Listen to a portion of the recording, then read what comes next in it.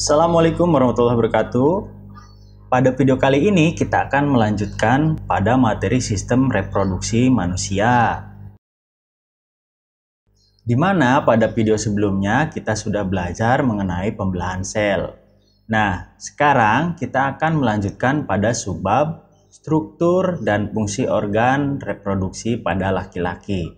Sebelumnya perlu kita tekankan di sini bahwa kita mempelajari ini karena kita tahu ini sangat penting bagi kita dan harapannya nanti kita bisa selalu menjaga kesehatan organ reproduksi kita.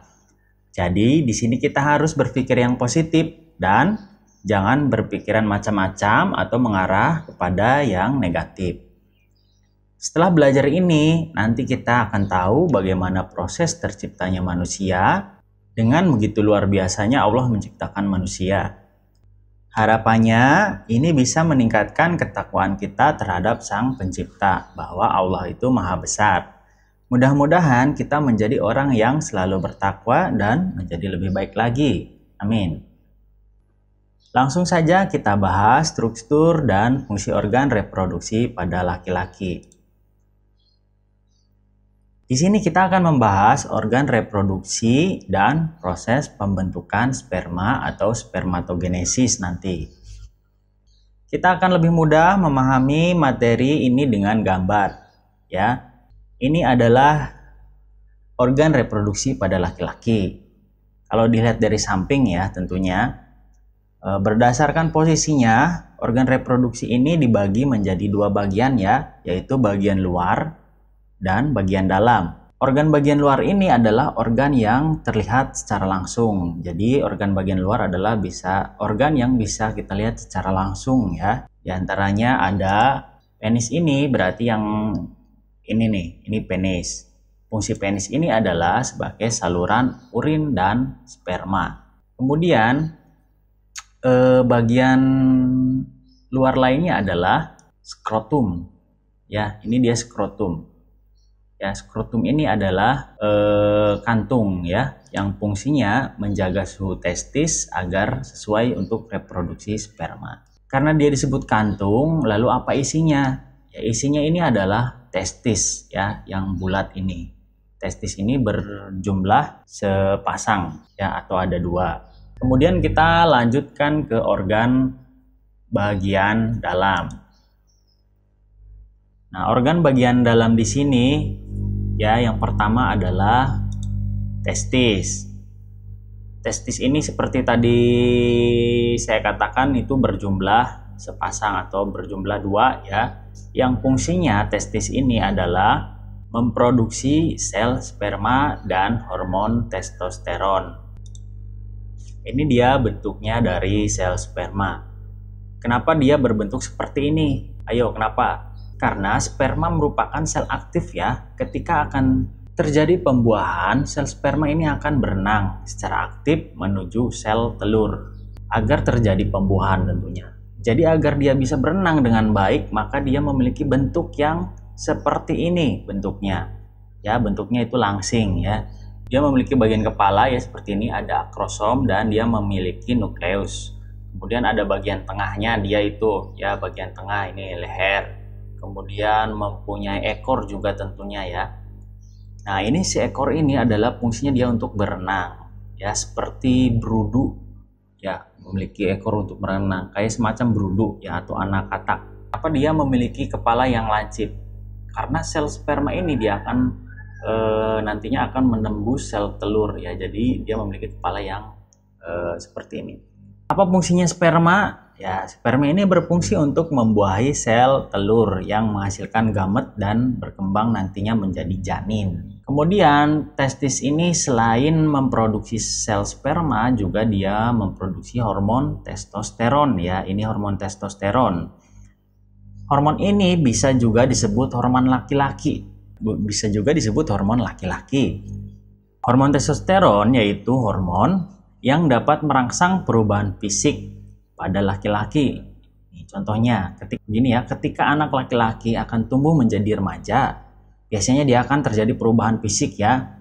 Misalkan tumbuh kumis, munculnya jakun, kemudian suara juga berubah, yang tadinya pas kecil dia lebih kedengaran melengking suaranya ketika sudah dewasa atau remaja, suaranya akan menjadi lebih besar ya. Termasuk juga hormon ini berpengaruh pada saat reproduksi juga ya, seperti itu. Nah, kemudian sperma yang dihasilkan dari testis ini ya, sperma dihasilkan dari testis ini kemudian dia akan dikirim ke bagian yang disebut epididymis. Epididymis ini banyak yang bilang dia berbentuk seperti huruf koma ya, ini seperti huruf koma tapi komanya kebalik ini. Dia berfungsi untuk sebagai tempat penyimpanan sperma sementara ya, sementara.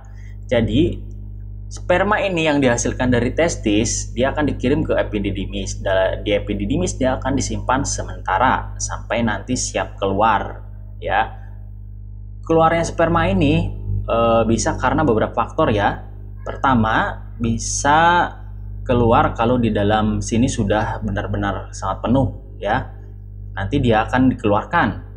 Kenapa bisa penuh ya? Ayo, kenapa bisa penuh? Karena testis ini secara terus-menerus bekerja menghasilkan sperma tanpa henti. Sehingga nanti epididymis bisa penuh dan sperma ini dikeluarkan. Kalau pada laki-laki yang biasanya udah beranjak dewasa ya, ada istilahnya namanya dia mimpi basah pada waktu tidur. Kemudian juga sperma bisa keluar ketika ada rangsangan ya. Kemudian dari epididymis ini ketika dia akan dikeluarkan ya atau sudah siap keluar, dia akan lanjut menuju saluran yang disebut vas deferens ya. Dia akan menuju saluran yang disebut vas deferens ya. Ini dia saluran yang panjang dari epididymis yang nanti akan menuju uretra ya. Tentunya fungsinya ini adalah saluran sperma dari epididymis menuju uretra. Nanti uretra ini dia yang berwarna merah ini ya. Ini dia saluran uretra yang berwarna merah yang berada di dalam penis. Jadi dari epididymis ya, dari epididymis sperma akan melewati saluran dari epididymis, sperma akan melewati saluran vas deferens ya menuju sampai ke uretra. Nah, uretra ini merupakan saluran akhirnya. Kemudian bagian setelah vas deferens adalah uretra ya. Uretra ini berfungsi sebagai saluran keluar urin dan sperma. Urin ini berasal dari ginjal, kemudian masuk ke kantung kemih ya, ke sini masuk ke kantung kemih, kemudian nanti urin akan dikeluarkan melalui saluran yang sama dengan sperma. Tetapi mereka tidak akan pernah keluar secara bersamaan ya, urin dan sperma ini. Kalau sperma ini dia berhubungan dengan sistem reproduksi tentunya, sedangkan urin ini berhubungan dengan sistem pengeluaran atau yang disebut sistem ekskresi. Kemudian memiliki beberapa kelenjar ya, yaitu kelenjar vesicula seminalis. Kelenjar ini ya, vesicula seminalis ya, yang letaknya di sini. Kelenjar ini mengeluarkan cairan ya yang nantinya melindungi sperma. Dia menghasilkan zat yang bersifat basa atau alkali, fruktosa, hormon prostaglandin, dan protein pembekuan. Cairan yang bersifat basa ini dia apa fungsinya? Dia akan melindungi sperma dari sifat asam urin ya. Zat yang bersifat basa atau alkali ini dia akan melindungi sperma dari sifat asam urin ya, karena urin juga memiliki saluran yang sama dengan sperma ya, ke sini. Nah, urin itu bersifat sedikit asam kan. Jadi sperma itu tidak boleh terkena asam ya. Kenapa? Karena dia bisa mati tentunya. Sehingga agar dia tidak mati ketika melewati uretra, dia itu dilindungi oleh zat yang bersifat basa. Zat basa ini akan menetralkan asam dari sisa urin yang menempel pada uretra di sini. Kemudian ketika sel sperma ini masuk ke dalam tubuh wanita, ya kan tujuannya sperma ini adalah membuahi sel telur ya pada tubuh wanita.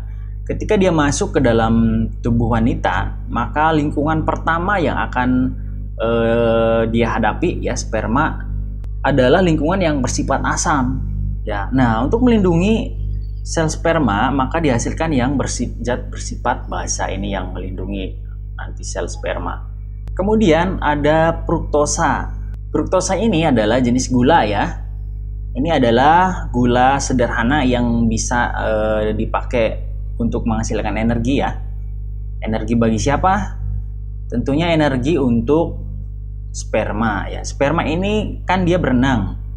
Sperma ini berenang, agar dia kuat berenang maka dia membutuhkan energi. Nah, energi ini berasal dari cairan yang berada di sekitarnya. Kemudian ada hormon prostaglandin. Sperma itu ketika masuk ke dalam tubuh wanita dia akan dianggap sebagai sel asing oleh tubuh wanita ya. Sehingga sistem imun pada tubuh wanita ini akan cenderung menolak dan membunuh sperma ini ya. Nah, hormon prostaglandin ini akan melemahkan pertahanan itu ya, akan meredam sistem imun pada wanita sehingga sperma bisa selamat nantinya. Kemudian ada protein pembekuan. Protein pembekuan ini akan menyebabkan sperma tadi menjadi kental ya. Jadi itu dia cairan-cairan yang dihasilkan oleh vesikula seminalis di sini ya. Kemudian berikutnya ada kelenjar prostat. Ya, kelenjar prostat dia fungsinya menghasilkan ini adalah kelenjar prostat ya. Namanya adalah prostat ini. Ya, fungsinya dia menghasilkan cairan keputih-putihan. Ya, sifatnya sedikit asam, pH-nya 6,5 sekitar itu ya, dan terdiri dari asam sitrat. Asam sitrat ini menghasilkan energi untuk siapa ya? Tentunya untuk sel sperma tadi. Kemudian ada enzim, pepsinogen, lisozim, dan amilase. Kemudian juga menghasilkan yang terdiri dari seminal plasmin atau antibiotik. Antibiotik ini untuk apa ya? Jadi antibiotik ini adalah untuk membunuh bakteri ya, bakteri yang ada di mana tentunya akan membunuh bakteri yang terdapat pada saluran-saluran uretra ini ya. Jadi dia nanti akan membersihkan saluran. Jadi dia ini akan membersihkan saluran uretra ini dari bakteri-bakteri ya, karena dia menghasilkan antibiotik. Kemudian ada yang bulat kecil ini ya, dia disebut dengan kelenjar Cooper atau bulbouretra ya. Bulbouretra ini dia menghasilkan lendir dan cairan yang bersifat basa, dan fungsinya ini untuk melindungi sperma dari sifat asam urin yang tersisa pada uretra. Cairan dari kelenjar Cooper ini atau bulbouretra ini cairan ini lebih dulu keluar dari sperma ya. Cairan ini berfungsi membersihkan uretra, atau jalur dari sperma ini dari sisa-sisa urin ya yang bersifat asam. Cairan ini akan menempel pada uretra ini sehingga saluran uretra ini benar-benar bersih. Jadi kalau kita rangkum, pertama ada testis ya. Testis ini ya, mari kita rangkum bersama-sama ya. Dari testis ini berfungsi menghasilkan sel sperma dan hormon testosteron ya. Kemudian sperma ini akan dibawa menuju ke epididymis ya, dia disimpan sementara di sini, tempat penyimpanan sel sperma sementara. Nah, setelah akan dia akan dikeluarkan lewat saluran yang disebut vas deferens ya. Melewati vas deferens, kemudian sebelum masuk ke uretra, dia di sini dilapisi cairan-cairan penyokong ya, yang dihasilkan dari kelenjar vesikula seminalis ya, cairan-cairan penyokong seperti tadi yang sudah disampaikan, atau dilapisi dengan cairan-cairan penyokong ya. Kemudian oleh kelenjar prostat juga dia ditambahkan lagi cairan yang dihasilkan dari kelenjar prostat ya, tentunya yang fungsinya tadi untuk melindungi sel sperma ya. Kemudian ada kelenjar Cooper ya. Kelenjar Cooper ini menghasilkan juga cairan tadi dia yang akan membersihkan jalur dari sperma, yang membersihkan uretra ya dari sisa urin ya. Kemudian setelah jalur ini bersih ya, kemudian sperma yang sudah tadi ditambahkan cairan penyokong dari vesicula seminalis vas deferens ya, dia akan keluar melewati uretra ya. Ya, mari kita ulangi lagi. Dari testis sperma dihasilkan, kemudian disimpan sementara di epididymis. Setelah siap dikeluarkan, dia akan melewati vas deferens, kemudian ditambahkan cairan penyokong ya di vesicula seminalis, dan juga ditambahkan cairan dari kelenjar prostat ini ya. Kemudian kelenjar Koper akan membersihkan uretra ya. Kemudian nanti sperma ini akan menuju atau melewati uretra dan sampai keluar. Oke? Kemudian kita akan melanjutkan ke proses pembentukan dan pematangan sel sperma ya. Kalau testis ini kita belah ya, testis yang tadi kita belah, dia akan di dalamnya banyak sekali saluran-saluran seperti ini ya, saluran-saluran atau pembuluh-pembuluh. Pembuluh-pembuluh ini dinamakan dengan tubulus seminiferus ya. Tubulus seminiferus ini kalau dia potong melintang, nah dia akan seperti nampak pada gambar yang ini ya, bulat seperti pipa. Kalau dipotong melintang, ini dinamakan tubulus seminiferus ya. Yang nampak seperti biji-biji kecil ini, seperti pada gambar, ini adalah sel-sel yang nantinya akan berkembang menjadi sperma ya. Kalau bagian yang ini kita perbesar, dia akan nampak seperti ini ya. Dia akan nampak seperti ini. Sperma ya, ini adalah yang sel-sel tadi ya, spermatogonia ya, spermatogonia. Ini bisa dikatakan kumpulan dari spermatogonium ya. Nanti kalau dia sperma ini sudah terbentuk, dia akan keluar berenang melewati tengah-tengah ini ya guys, sampai ke epididymis ya, dia akan berenang melalui di sini ya. Kemudian mari kita lihat prosesnya ya, kita lihat prosesnya bagaimana proses pembentukan sperma atau yang disebut spermatogenesis ya. Proses ini dimulai dari spermatogonium ya. Dia mengalami perkembangan dan pembelahan ya. Nah, spermatogonium ini dia bersifat 2N atau diploid ya. Di video sebelumnya kita sudah belajar tentang proses pembelahan sel ya. 2N, yaitu diploid kalau 2N ya, kromosomnya berpasangan. Dia berkembang, spermatogonium ini dia berkembang dan mengalami pembelahan secara mitosis ya, sehingga dia menghasilkan spermatosit primer ya. Sini dia haploid juga 2N. Kemudian spermatosit primer ini dia akan mengalami pembelahan meiosis 1 ya. Pembelahan meiosis ini terdiri dari tahap profase 1, metafase 1, anafase 1 dan telofase 1. Spermatosit primer ini dia mengalami pembelahan secara meiosis 1. Ya, kemudian dia menghasilkan spermatosit sekunder ya.